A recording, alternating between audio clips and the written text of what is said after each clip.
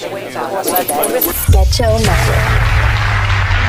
and gentlemen, up until now you've seen the creature perform the simple mechanics of motor activity, but for what you are about to see next, we must enter quietly into the realm of genius. Ladies and gentlemen, mesdames et messieurs, Damen und Herren, from what was once an inarticulate mass of lifeless tissues, may I now present a cultured, sophisticated man about town. Hit it! The Sketch-O-Matic Show.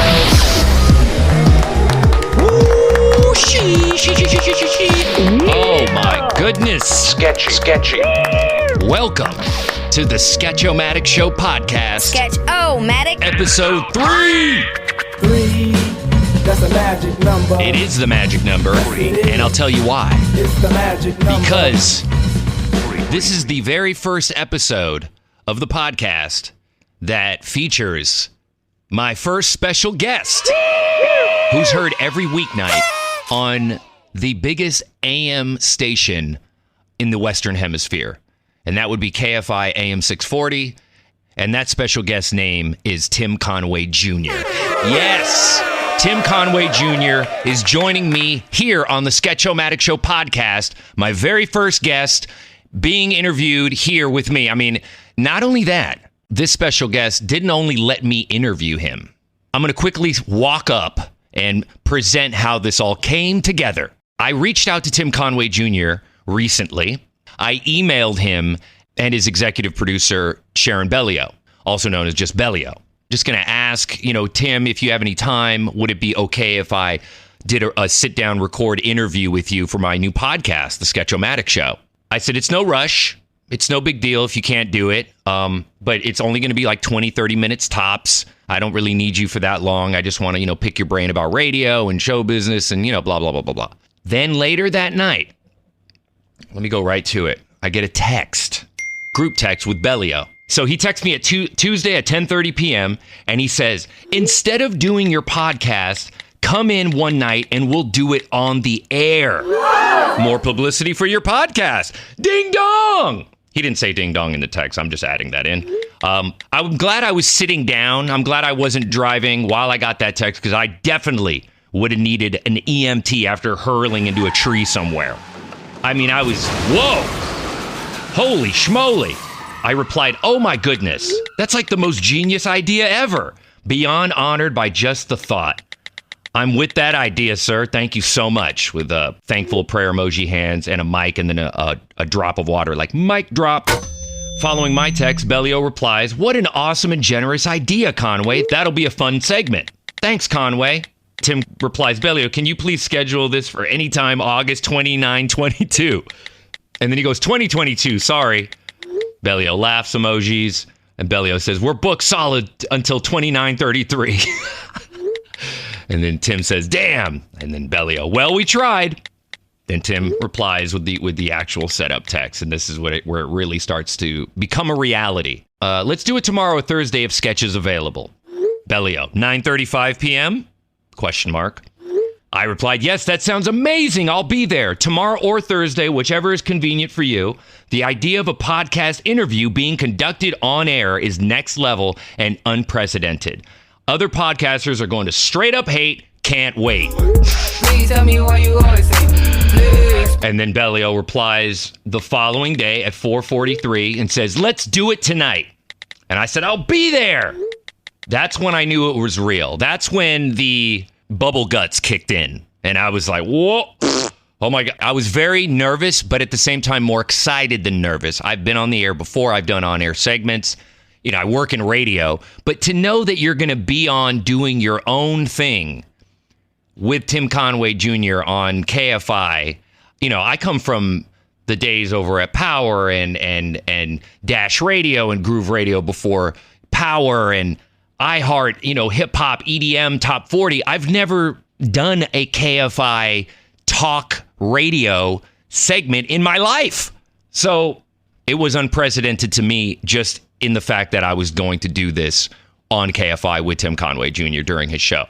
So I got myself ready. I walked over to the station as soon as I got in the elevator, I had to put my sweater on because it's like 5 below zero in there at all times. I walk into the studio and boom, here it is. Tim Conway Jr. on the Sketch-O-Matic Show podcast. Sketch-O-Matic. Special guest, Tim Conway Jr. KFI AM640, the Sketch-O-Matic Show, coming at you live from the Tim Conway Show. Ding dong! Tim Conway Jr. on the Sketch-O-Matic Show podcast. Ding dong, Now, buddy. my very Thanks for having me. Thank you for being my very first special guest on the Sketch-O-Matic Show podcast. You're the very first guest. I didn't know that. Yes, and that's what I makes would have said no.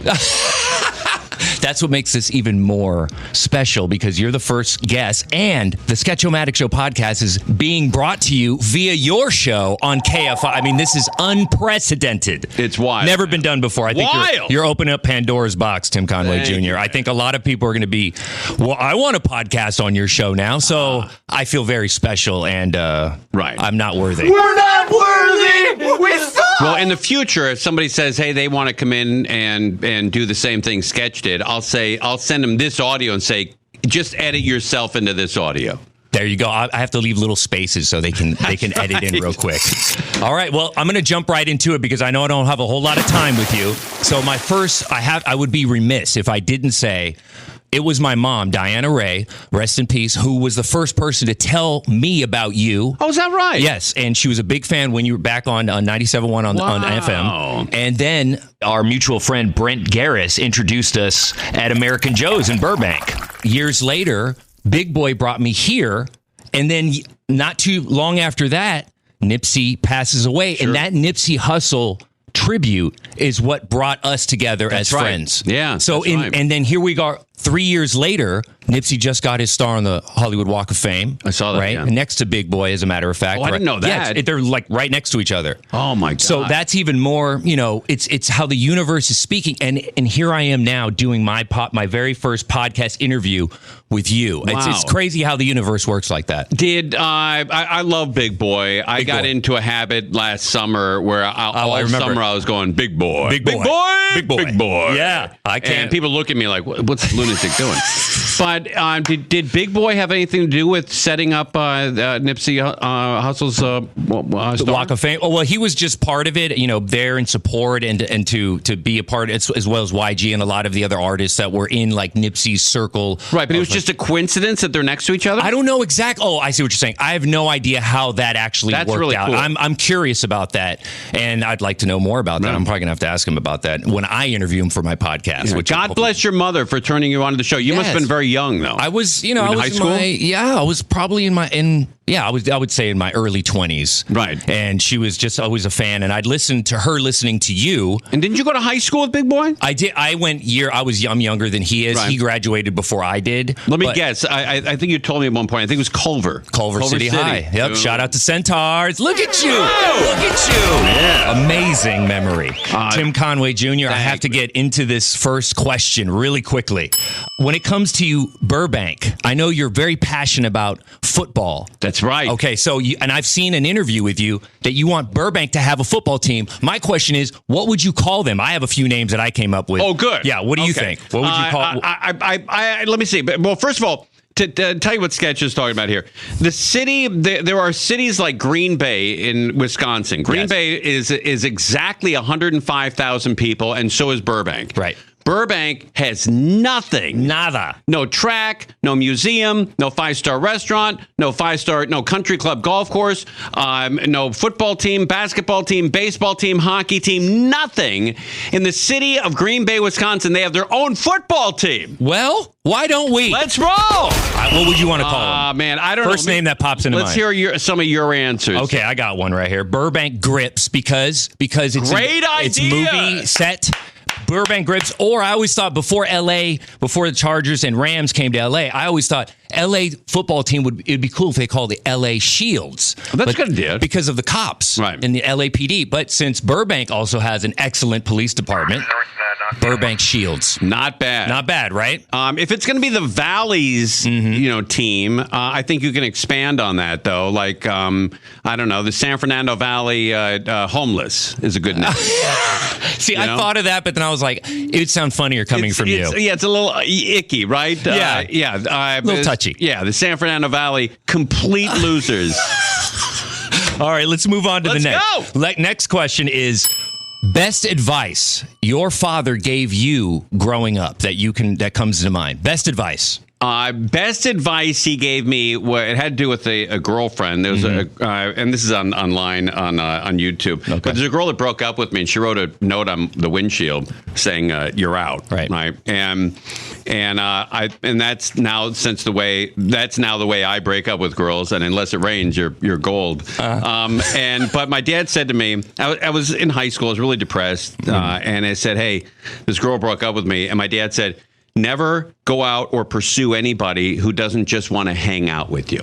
Right. And I'm like, oh, that's kind of cool. And then I showed him a picture of her, and he's like, ooh, you got to try to get back together with her. Oh. That's pretty solid. Yeah, that's pretty solid advice. Yeah, right. And I he's hear like, well, you. you have the right to change your mind every once in a while. Yeah. Okay. Yeah, solid advice. Never pursue anybody romantically that doesn't also just like to hang out with you. You got to be friends at least. That's You got to establish some sort of chemistry. Right. And if you hook up with a woman like I have who's very funny, it makes it very, very easy. Very easy. Well said, Tim Conway Jr. Thank you so much for being on the Sketch-O-Matic Show podcast on KFI AM640. Sketch-O-Matic podcast. You can hear it on all the platforms. Sketch-O-Matic podcast. Go check it out. Nice to see you, Bubba.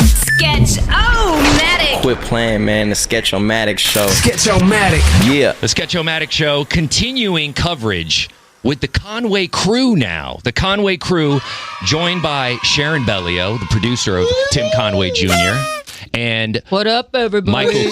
Michael Crozier's in the house. Yeah, bro. Hey now. Crozier with the news. Is that correct? Yes. Is that accurate? Yeah, sure. And of course, the Wolf himself. Yes. Now, hey. Who's also another Conway staffer. And what would you say? Producer, associate producer? How would we? He's a associate producer. He's an engineer, and he is craft services. Oh, craft services.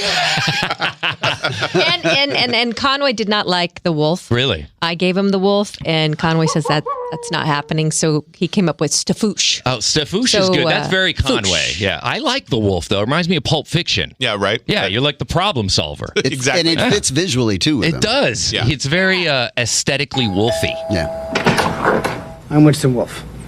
I solve problems.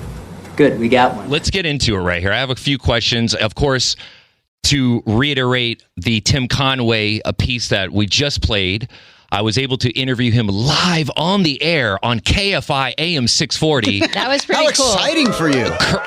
Exciting for me. I was I told Sheron I didn't fall asleep till 3:30 in the morning afterwards. I was And we felt pumping with bad adrenaline. because you had like pages and pages of questions, and then your segment, because we got into the segment late, so it went like 5 minutes, and then Tim gives you have to be out by 42. You wrote it on a piece of paper, all big. And then Crozier's like, yeah, you could see in the video you were like nervous. I gotta get out of here. Gotta get out. I got to say, so how long have you been here at iHeart? I've been at iHeart for 3.5 years. I started in January 2019. And you had, not really to get into it, but you had experience like production, radio, or stuff and others prior to this. I've worked with Big Boy's Neighborhood with Big Boy since 98. And prior to that, I worked at Groove Radio 97. 98? Yeah. So that just emphasizes what I was going to say just a second ago, is that to see your energy and your excitement and your enthusiasm for doing what you did with Conway was adorable and awesome. Thank you so much. And that's the stuff we need in radio. I'm a very energetic guy. I'm a very passionate guy. Yeah.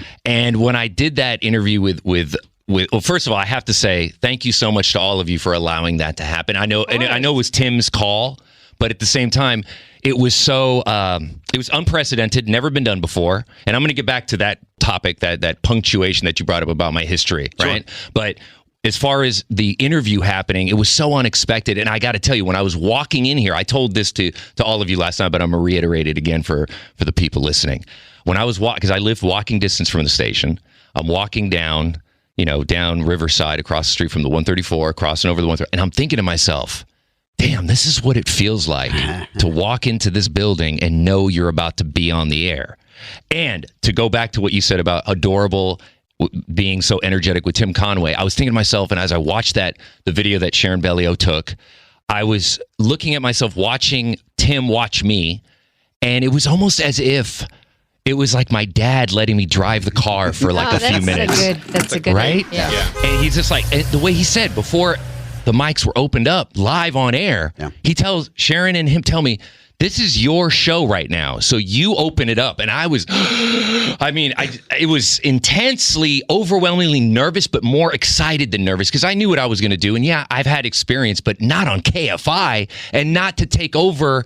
Like, I thought he was just going to go, I have Sketch-O-Matic here, and he's going to do a podcast. I thought he was going to do his thing. He's like, no, it's all you. And I'm like, not only is he letting me drive his car, but he's letting me take control of the biggest AM station in all of the Western Hemisphere, period. I identify with that completely. As long as I've been here and as long as I've been in radio, and I started with Coast. So, I started with a high bar right after that. I've never really worked at a bad station per se. I've never worked in another market other than LA. That's beautiful. And we were talking earlier about how I asked Sheron if she still gets nervous when she gets on the air, and she said she does, which is fascinating because I don't. You don't. But I do get that feeling that you were just describing when I'm talking to Tim and I'm looking at him and he's looking at me. I get that feeling of, damn, I'm in the middle of doing this. Yes, it's real. I'm talking to Tim Conway Jr. and we're having a substantive conversation, however ridiculous or childish it is. It's so good, I still get that sense of awe and wonder when I'm in here. And you have that chemistry. All of you have that chemistry with Tim. And Tim's not hard to get along with. He's very easy to get along.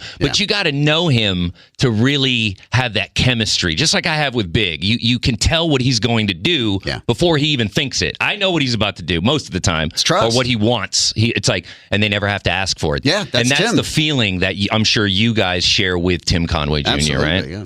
Yeah, and a lot of it's just experience being around him so long that you pick up on the idiosyncrasies and the experience of it. He always says that he refers to me as Radar O'Reilly, because I kind of, after you've been with him a little bit, you kind of know what he's about to do and you kind of know what he needs. And I really think that's what makes our relationship so great, is that I could read him that way. So he doesn't have to always ask me for things. I just kind of just know what his go-tos are. It's the vibe you guys share, and that brings me to my next question, Bellio. How did you and Tim Conway Jr. meet and begin to work together? What was the first interaction, how you two became what you are now? I mean, what was it? Well, I was producing Handel's show at night. Michelle would do the morning show, and I would prepare the show in the evening, and Tim was on, and I'd hear them. I'd be preparing and cutting audio, and I'd hear, them laughing down the hallway, and I was so jealous. It's like because I just felt like that's where I belonged. Those are the cool kids. Yeah. And I mean, I loved my job, but there was just something I knew that my personality and my sense of humor just was in more alignment with Conway. Totally. And then he, on breaks, how he always does, he wanders into the kitchen and he sees somebody, making a drink. What are you making? Oh, it's a, what do you drink? Kombucha. Whatever. Yeah. And he'll say, come on the air and talk about that. Right. So that's what he used to do with me. He'll say, hey, come on in here and let's talk about this. And that's how that kind of started. How many years ago was this? What year was it? Talk about he came here in 2010? Was it 11? Something 10 or 11. So for, a few years that went on. Did you know of Tim Conway Jr. on his when he was on a 97.1 FM talk station at the time? No, because I grew up in Colorado, so I did not know. Interesting. What's so funny is I actually worked with his dad twice. That's crazy. Met his father, and then when I met Tim.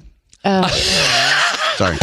You wouldn't know him. He was a small actor, did small parts, a B actor. Oh my God. Wouldn't know him. That would be great. So it was funny. I get it. Small actor. He was the dwarf guy, right? I see what you did there. That's the brilliance of Sheron. We'll take a break. We'll be right back after this. And then you hit a sweeper right there because that's the perfect out. See? Right, exactly. Crozier has it. He has that. He knows. He knows everything there is to know about radio.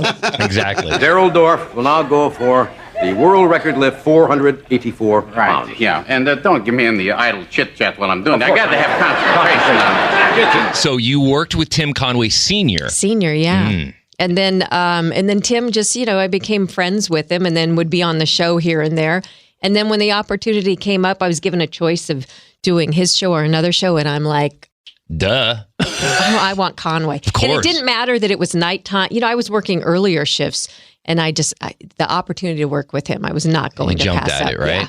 And it's been the best experience. That is so crazy. Yeah. It's just so crazy how things come together like that. You worked with his dad. Yeah. And then you worked with him. And it's crazy, too, because as you well know, I tell Sheron Bellio, she reminds me of my mom when she was her age, right?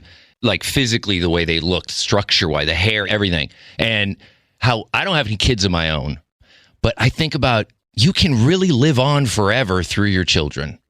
And it really hit me after my mom passed. I was like, I noticed myself doing mannerisms and laughs and things that she would do like involuntarily. Yeah. Like, for example, I'd be watching Seinfeld with her. And at times, Seinfeld would be like, what do you mean he's on the bus? And then she'd go, at the bus. She'd repeat the joke and laugh. I would never do that. After she passed, I was watching Seinfeld or Cheers one night, and Norm or somebody said something, Kramer. And I'm all, oh yeah, the Cosmos. And I'm just like, what the oh my God, I'm my mom. And that was something that really hit. Do you ever experience anything like that? All the time. Yeah. All the time. I'm like, oh, that's so my dad. Yeah. That's so Are my you mom. more like your mom or your dad? I honestly think I'm equal parts. Are they still with us? Like my father literally, her name is Sheron, spelled Sharon, which is a combination of her parents' names. Ronald and Sheila. Are you serious? Yeah, my mom said, let's take the first 3 letters of your name and the first 3 letters of my name. And my dad said, Ronchi. Wow. And that's why it's spelled. Oh my God, that'd be so much better. Oh my God, I don't know that I've ever heard that. Let's keep that between us. Wow. Do I edit that out of the podcast? Maybe. Wow, that is okay. So they're both still. You said your dad. I lost my father. I'm sorry. Yeah. And how many years ago was this? That was 2014. Oh, it seems like it was just yesterday. I'm sure. And honestly, it was right before I got on the Conway show that I lost him. And Tim, prior to me getting on the show, Tim went on his show and was talking about me. And he does this with people periodically. And he said, you can tell she was raised right. She must have the best parents by her manners and all this stuff.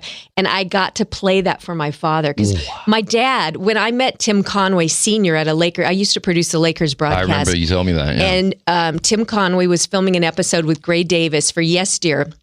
And I went up to him and I said, can I get you, for a halftime interview? And he was the sweetest man, which just like his son. Wow. And I go, will you call my dad?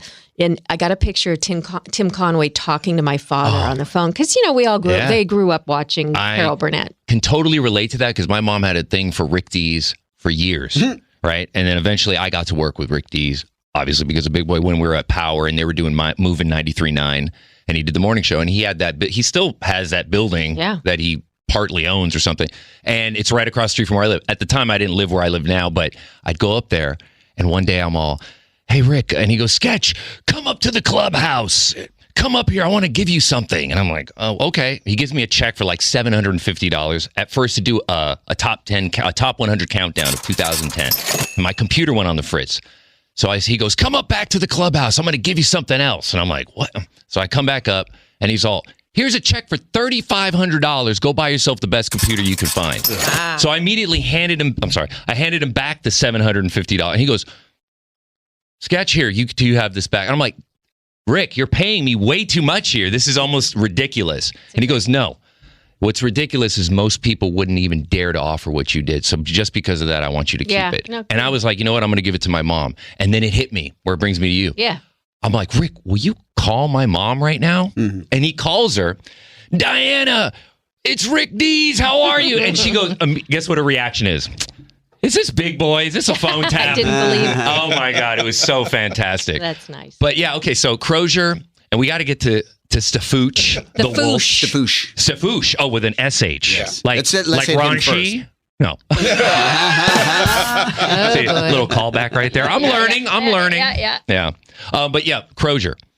As far as a connection to my dad died in 2006 from a crack overdose. Oh my God. Fun fact. I was actually not going to ask that. I was just going to get back to you. But I'm so glad you were able to. One thing anybody listening to the show knows, I don't hold anything back, much less. How long ago was this? 2006. I'm sorry. Yeah, thank you. Well, I was, he was in St. Pete, Florida, and I had never been there. And then when he died, I was there the next day, and I was having to take care of all kinds of stuff. Only child with him, and I had lunch with an older girlfriend of his and her family. And I had met her, but never met the rest of the family because I'd never been to St. Pete before. So we're having lunch, and at one point I'm talking, and I do this little thing with my hand, and I kind of put my thumb and my finger on the side of my face. Like, I'm kind of resting my hand on my head on my hand. Right. And they all look at each other and go, "Oh my God, your dad used to do that all the time." It's and like I genetic. never knew. I was like, wait, what? And had you been doing that for a while? Apparently I'd been doing it. But you weren't even aware of it. Completely subconscious. Wow. I had no idea. And they said, we don't, I don't know anybody else. They said, your dad used to do that all the time. And I go, oh my God, now I see that I do it all the time like that. Now, let me ask all of you this. Are any of your family in media or radio or anything like that, other than Tim Conway Jr. and his dad being, Tim Conway Senior, the famous Tim Conway Senior? Anybody? Steph? Nope. No? Wolf? Not me. Yeah. No. Not at all? Not at all. Interesting. So you're the first of the bunch, right? Well, my dad was almost in Fleetwood Mac, but that's another story. Oh, wow. Well, that counts. I think Does that it count? counts. Will you ever win? Tell me lies, tell me sweet words. I wanna be with you everywhere. You can go your own way. Getting older too. Almost is very. Yeah, that's a big his deal. dad was quite the musician. What did he play? Keyboards. Oh, wow. He bought a Hammond B3 the day I was born instead of being at the hospital. That's crazy. Didn't he sing as well? Yes, he And he sang wrote and played songs. keyboards. Didn't Yeah, he he wrote write some stuff. songs? Yep. What's your dad's name? Marshall. Marshall Crozier. Yeah. That sounds like a famous name. It's a great name. I was Marshall almost Marshall Allen Crozier III. One of my parents, I can't remember which one, wanted it. No, it was my mom wanted to name me the third, and my dad says, nope, F that. He's going to be something else other than Marshall. But I did keep the Allen, so I am Allen Crozier III. So essentially, your acronym of your name is MAC. Yes. Wow. Kept You're a that Mac. too. Yep. Thank you. I'm talking about. What else? I got some questions here I wanted to get to real quick. Wolf, can you jump on real quick? Let's do it. And just see, I want to ask you, let's see what I got here. I'm going to scroll down my list. Oh, yeah. This goes for all of you, but we'll start with right. Wolf. Speaking of Wolf, and I know Conway doesn't like that, so we'll call him Stefoosh. Yeah. Stefoosh, Yes. scary movies with Halloween coming up rapidly fast, right? Scary movies. What's the scariest movie to you of all time? To you. It doesn't have to be, there's no right or wrong answer, but I'm just curious. I have mine. I think, honestly, for me, it was The Conjuring. I thought it was really well done. Part one? Yeah. Right. Because it was, based on true stuff that happened and the way that they shot it, the way that it went down, and the way that even the jump scares, which are usually kind of, a little bit overhyped. They did a really good job of kind of throwing you sideways. Oh, it's freaky, man. Yeah. So for me, that's, Yeah, Conjuring's good. And then all of them that come after that, they're all connected. Yeah. Nun and Annabelle and all that. Crozier. That's hard for me because I love scary movies, horror movies, but it's kind of hard for me to say what's the scary. I guess you've seen even in your youth. At a point in my time in my life, I guess the scariest moment that I can remember is my dad. Phantasm. Ooh, that is I forgot about that. The silver one. orb going through the with mortuary. The they remastered that on Prime. Did they? Amazon Prime. Yeah, it's all remastered. It looks like it was filmed yesterday. Just the scariest damn thing. Yeah. At the end when he grabs he comes through the mirror and you boy and grab and I was right around that kid's age.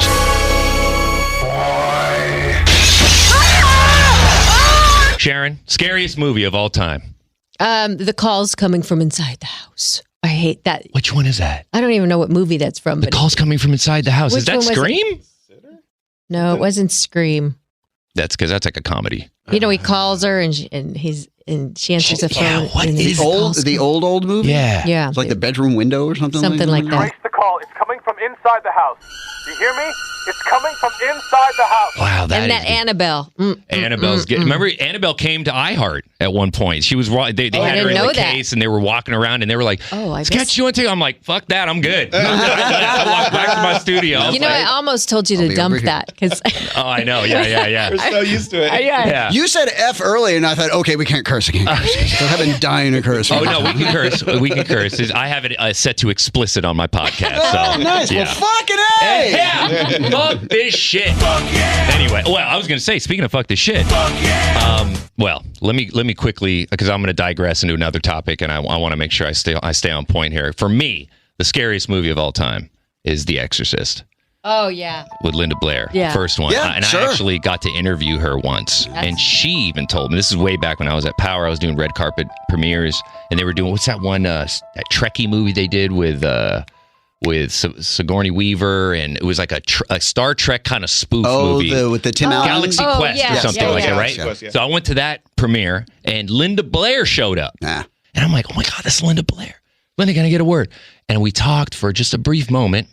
a little longer than Tim Conway Jr.'s interview, but she told me, I said, working on the set of The Exorcist at that age, she goes, it was traumatic because a lot of people died on that set. A lot of people died. And she goes, I think it has something to do with, you're messing with evil shit, and it's not good. She goes, I need therapy after that for years. I gravitate towards stuff like that. Yeah. I mean, I had like paranormal stuff? Just really dark stuff. Have you had an experience or anything? No, never have. I wish.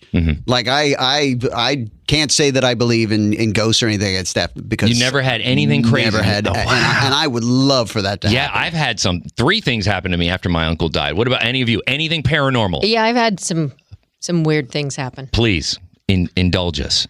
Well, and I'll tell mine. I'll tell mine. You tell yours first, and I'll tell mine. Well, I had a brother that passed away. Okay, I'm sorry. And so it was the night of his funeral, and I could feel like his presence. Right? I could feel his presence there. Did you catch a scent of him? Like, you could smell somebody's like cologne or perfume or something. I don't know if you felt like I felt like he was standing over me, like to the point where it literally, it made me cry. Right. And I was like, and I had to tell him like, you're scaring me. Yeah. And I knew it was him. It's like that movie, What Dreams May Come, with Robin Williams. Yes. Remember when he was coming up behind his still surviving love, and he was trying to touch her to comfort her, and she just kept crying harder because she could feel him. Yeah. I felt that with my uncle. I didn't cry, but the thing really got me, and I never had an experience like this ever. And by the way, my uncle Jerry Neeson was an atheist, right? And when he passed in his house in Studio City, and he was 78 years old. Great guy. And he kind of looked like the Zigzag Man without any hair, bald, but with the beard. He had that face, and he was a really, really kind man. I mean, the guy would give you the shirt off his own back, didn't care who you were, what your name was. He was, oh, you need a place to sleep? You can crash on the couch. And never tried to do anything weird or anything. He just liked to just be around people and smoke weed. That was his thing. But then he passes, and one night, probably about 3 or 4 days after he had passed, maybe about a week, was one night I'm walking the dogs out to the backyard. He had a big house, and it was just me and the dogs. After he passed, it's like living in a mausoleum or something, And I walked back in from the backyard. It's like 3 or 4 in the morning. And I remember and those old mining lanterns that they used to use, and like the gas ones, oil lanterns, yeah. Right. What are they called? Like oil lanterns. Oil lanterns, right. So he had like a makeshift, like a toy version of one. It had batteries, right? But it sat on the edge of a table outside of his bedroom.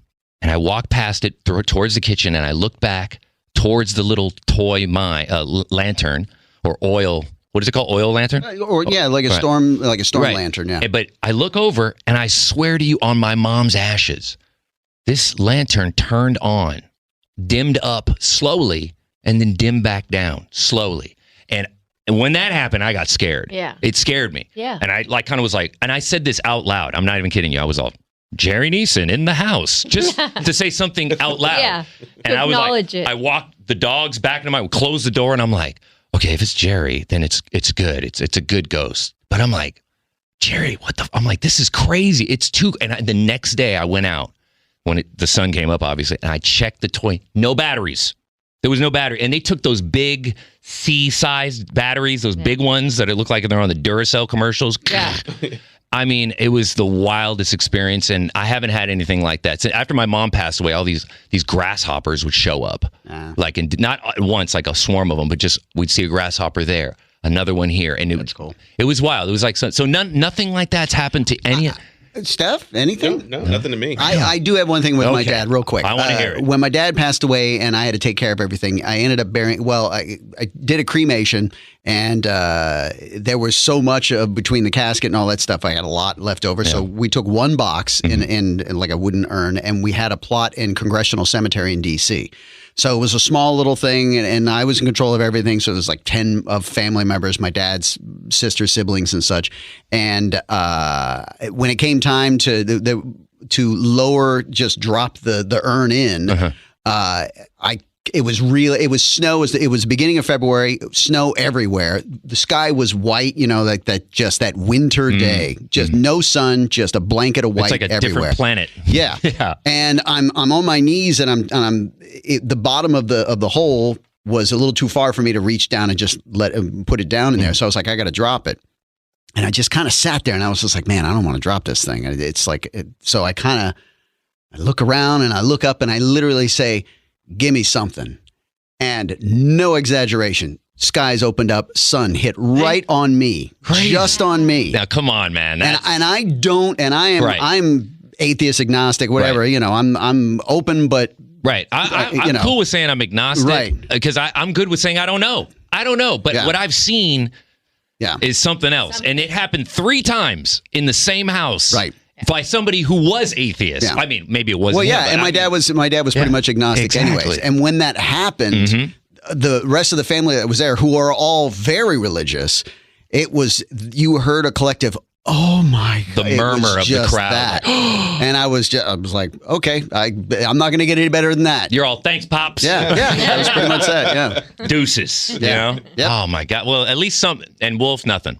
No, nothing at all. All right, well, when it does happen, I want let you know. Yeah, I'm going to hit you up right away. I've kept you all way too long. I know this is only supposed to be really short, but we practically filled up 30 minutes with just this little conversation right here. Now. Yeah. Wow. So, hey now. Howard Stern fan?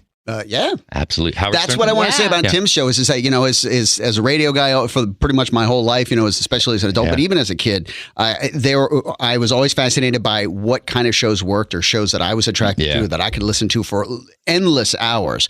And Stern has that perfect formula of knowing you get the best people around you and let them do their thing and let them breathe, and everybody's got their own specific personality and you highlight that. He's so good. And Tim is the closest thing that I've ever been a part of. Right. You know, with everybody in the show that I love working Tim's with. A Stern fan too. Yeah. You know, when I knew, because I wasn't familiar with Tim, when I knew I needed to be working with him was when I was driving home one Friday night and Steckler was on with him. And they were trying to get a hold of a guest and the guest wasn't answering the phone, and they let the phone, they were playing the sound effect of a phone ringing, and he let it play through the news. He let it play through all the spots. And I'm like, I love this guy. I love this guy. Just to get a little highlight on the Foosh, you know, he just started here like, what? 6 months ago? 6 months ago. So it hasn't been a full year. And was training on John and Ken. And we were losing our board operator engineer, Russell. Shout out to Russ. And they said, you know, we need to find somebody new. And I'm kid you not, he had me at hello. Because I walked into the room and I said hi to him. And he's just the sweetest, kindest, and he's creative. And you just want to hug him. And he had a full-time job within days. Yeah, he's just that guy. You know who else had that vibe too about him was Mondo. Mondo. You know, and he's with Gary and Shannon now, but that vibe is just that comforting, welcoming vibe. You know, and that is... Well, and he's also, because he worked on a podcast, so he has the chops too, so he has the experience. Yeah. I got to tell you real quick before I let you guys go, the whole Howard Stern thing. I was telling Foosh, a.k.a. The Wolf, about after Tim Conway Senior passed, right? And I was working out of the room across the way from us. And at the time, I'm listening to Stern, right? And he's giving an obituary to Tim Conway Senior. And I ran to you and I'm like, Sheron, Howard Stern's talking about Conway Senior right now. This happened today. I'm going to record the audio. I'm going to pull it. I'm going to send it to you. I pull it. I send it to them. They load it up into the buttons. Tim Conway's playing it on the air. And I hear, they had to dump out. And I walk over and I'm like, oh my God, I forgot to tell you that he says shit in there. And then we don't do that on our station. Well, it's iHeart. Well, you know, that's what the dump button's for. The dunny button. But the thing is, what's crazy is I was inadvertently responsible for Howard Stern cursing on KFI. In a million years, you couldn't tell me that was going to happen. I mean, I know the guy's been through a lot with FCC and stuff, but somehow bring him back onto terrestrial radio. And it was me who was responsible for that, so I take full. Stern cursed in a KFI studio once. He did? Yeah, I met him and he came in and he shared an agent with another guy that used to be on the station at night on KFI, and I was the board op, the engineer at the time, and I used to write for the show as well. Yeah, and Stern was in there. He was interested in this guy Phil's show for his own thing before he went to Sirius XM. Say who? Oh, you mean Phil Hendry? Phil Hendry. Yeah, oh my Crozier God, worked with Phil Hendry. Oh my God! Can I tell you something really quick, Crozier? Oh my God, I know I have to let you go. This has just got really good though. I am, if not the biggest Phil Hendry fan before Stern. Before I even got into Stern, I listened to Phil Hendry because he worked over off Sherman Sherman Oaks, yeah. Sherman Oaks, but it was off Sepulveda and what's the street? Ventura, right in that Citibank. I didn't go with him from there. When he left the studio and went there. I saw that studio. John Frost had a studio there, who's now the voice of KFI, right? And at the time he was working he had just left K-Rock and he was running Frostbites Online, frostbitesonline.com, right? Shout out to John Frost. He brought me up to that building where Phil Hendrie was at. And Phil Hendrie was out there smoking a cigarette. Hey, what's up, John? And then he took me up to the studio and he showed me, as Phil was doing the show, I could see him doing the voices and potting up the faders. It was like a magician putting on a performance. And I bought all his records. I have records, his best of. Yeah, I made those. Look on there and look at the names who made them. Are you? The first three. Right. That's my name. I've seen your name on. Oh, my. You have to sign it for me. I'm bringing it in. I have two of them. Doubles like a real DJ would have. I have boxes. You have boxes of them? Wow. That is so, do you still talk to Phil Hendrie? Occasionally through social media. What's he up to these days? I think he's got a website thing. Yeah. So what's your Stern story? Stern was in there because he was looking to make his own network at one point, and Stern and he loved Phil. He loved Phil's show and the whole shtick, so he came in with their mutual agent, and he was in there for about an hour and a half. And funny story, Karen Sharp on Coast, she was a huge Stern fan, and she called me during the break and said, "Can I come in and meet Howard?" And I was like, "Yeah, sure, come on in." And Howard was very quiet. He was very almost like childlike watching Phil. We were all in the same room because that's the way we did it back then. Yeah. And Karen comes in and during the break, and I said, "Howard, this is Karen. She works over here on Coasting." There's two, and he goes to stick out his hand to shake her hand, and she goes, "Oh my God!" And like goes in for a hug, and the switch hit first. He became Stern, and he goes, "Oh, I didn't realize I was going to get any action tonight." She walks out, and he goes right back to being very subdued. Yeah. So he sees me writing lines for Phil a lot of the times because that's a lot of what I did. And at the end of the hour, he walks over. He goes to leave, and he comes over to me, and he goes, "It was so fucking good to watch you work your magic." And I'm like, "Oh my God, I can stop in radio right now. I can quit right now." Stern said me work my magic, and all that was around when he did that. So you can be like, "Wait, can you say that again, Stern, real quick? I'm going to get this on my TikTok." Do you know who Phil Hendrie is? Foosh? Him, I don't know. Oh, well, I'll bring in a CD for you. You have to listen. You can get an idea. Oh my God, this is one of the greatest, if not all-time best of doing live. I remember on KFI back before when it was more stimulating talk radio. Yeah, he had Conway slot, right? He was on. Yeah. Yep. 6 to 10. And actually, I think 7 to 10, 6 to 10. But I remember he was on in the afternoon before that. They did. He was on John and Ken's slot. They put in the afterwards. Right. He kind of moved around back and forth. At one point, they tried in the afternoons. Didn't quite work. Yeah. When I was at Power, our engineer Tom Koza would listen to that. That's who introduced me to him. And I worked across the hallway from him in Big Boy's studio, and I could hear Tom Koza just barrel laughing. Yeah, we had it was a huge industry show. We had people. We had a lot of TV. The studios, whenever they would go on break, they would go out to their cars and listen to our show. It was incredible. So we'd have all kinds of people like Neil Patrick Harris and Matt Groening. He was a huge fan of Phil. We actually went to a table reading of one of the Simpsons episodes, and we were sitting at the table with Castellaneta and all the whole voice actors there, while they had this huge audience that's in the soundstage listening to them do the lines, and we're sitting at the same table watching them. One of the coolest experiences I could ever have. But that was because they were huge fans of Phil. Phil is just something else. What was I going to say right now about that? About, oh my God, I lost my train of thought. Damn you, weed again. Oh my God. It was something about Phil. Yeah. So Tom Koza is laughing his ass off in the engineering room. And I walked over and I'm like, "What are you listening to?" He's like, "Oh, this is Phil Hendrie." And at the time, my first dose of Phil Hendrie was him pissing someone off on the phone. But it was, you know how Phil would take the side of the caller, but then his character would be, and I remember he'd pit him against. Yeah, he'd go. Well, he had that Nancy Gray, or I forgot her name, but it was a character, something Gray. Margaret Gray. Margaret Gray. And he'd be, "I'm sorry Nick Burr got his head cut off by those terrorists, but my campaign says heads are going to roll." And people were like, "What the?" And he's like, "I know, I agree. I just don't understand why." And he switch over, and it sounded like he would almost talk over himself. It was like an audio illusion. He interrupted himself. It was incredible. I mean, you want to tell us all about it? I know it is, Phil. Well, no, you don't, because you were not pronouncing it. Who is that? It's Margaret. Oh my God! I thought I was doing an interview on the Phil Hendrie show. You are, Bobby. Please, Margaret. He would genuinely sneeze and say "bless you" as the other character, and he's not even realizing he's doing it. I've heard him do that. I've heard. Oh my. If you ever talk to him again, sure. I mean, I know some guy just made a documentary about him. Really? And interviewed me. It was a couple years ago. What's it called? I can't remember. I think he did like a screening for it back in June. Okay. Well, when we get the name of that, please. Okay. This has gone on way too long. You got to drive all the way back to Irvine, Sheron Bellio. I appreciate you so much for taking the time. If you know Sheron Bellio, she lives very far. And she in KFI and iHeart's in Burbank. She has to drive basically to Egypt and back every day. And she took the time to hang out after just for me, your boy Sketch-O-Matic, to get this podcast interview. So I can't thank you enough. And thank you so much for the setup with Tim Conway Jr. To me, she's the soul of the show and the station. The queen. To me, She's the queen. Yeah. She's like but not the queen of slang. She's the Italian Robin Quivers. I'll take that. You right? I love Robin Quivers. And I got to get some of those voices. She's Gary and Robin wrapped in. Yeah. Delabate and hello. So it would be, what would the name be? Gobbin. No. You know, like Sharon. Bellio. Baba Bellio. Baba Bellio. Gobbin. Yeah. Thank you so much. Sheron Bellio. Michael Crozier. Foosh. He talks way too much, by the way. Yeah. Stefan Cabezas. Cabezas. Yeah. All right. The Wolf.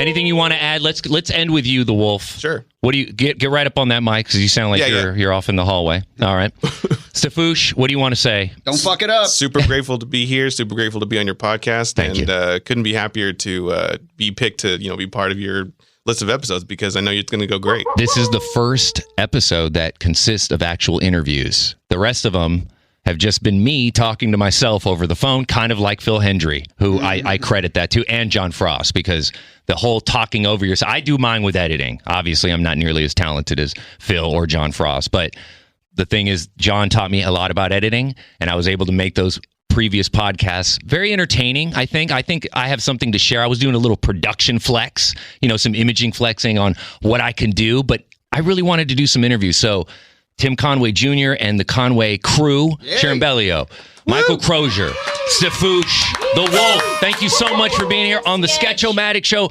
Episode 3, the first episode with actual interviews. Thank you so much. Oh, good for you. And how was it? The Sketch-O-Matic Show. Too much information and shit, man. Shut your mouth, essay.